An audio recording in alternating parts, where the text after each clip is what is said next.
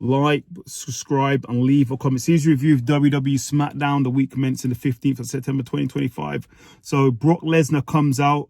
Before he could even say anything, he basically grabs and manhandles Michael Cole. Then he takes out Corey Graves and calls out John Cena. Basically what happens.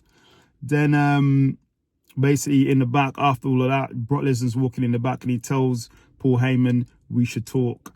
Then Paul Heyman tells Nick Aldis that they came for peace. They just want to talk with the Usos. So let's see what happens there. Then it goes into our first match, which is Charlotte Flair and Alexa Bliss versus Chelsea Green and Alba Fire. Really good match. Go and watch it. Obviously, they're great teams, but in the end, Charlotte Flair and Alexa Bliss get the victory. Then we have the Street Profits. They appear to have fallen out or they're not on the same page. So B-Fab's trying to get them back on the same page, getting back on track, and then they're attacked by the White Six. Then we have R-Truth helping Los Garza download the ESPN app to order WrestlePalooza, which is happening. So we'll see what happens there, see if they ordered it.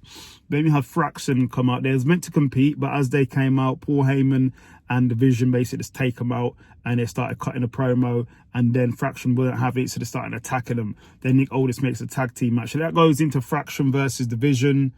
Really good match. Go and watch it, but come on now, you're not beating the Vision. Vision gets the victory.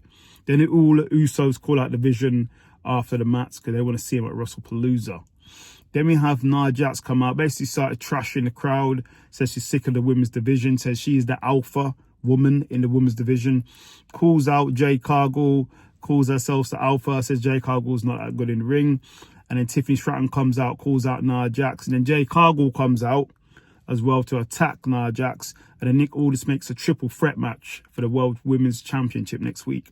Then R-Truth tells the Motor City Machine Guns how to download the ESPN app and order WrestlePalooza. Then we have Sami Zayn versus Carmelo Hayes. Two great wrestlers. Obviously, Sami Zayn's United States champion. Carmelo Hayes on the way up. Really good match, go and watch it. But in the end, Sami Zayn got the victory. Then we have Damian Priest wants Aleister Black after what's been happening between them two. And he throws a pretty deadly member through the wall who's sort of making suggestions. Then we have Solo Sikoa say he's let the MFT down, but their loyalty will be rewarded. Let's see if it is. Then in the main segment, it's Drew McIntyre and Cody Rhodes going back and forth because they're having a contract signing. Cody calls Drew a keyboard warrior and says also, fun fact, they used to be a tag team champion on the day SmackDown was shot.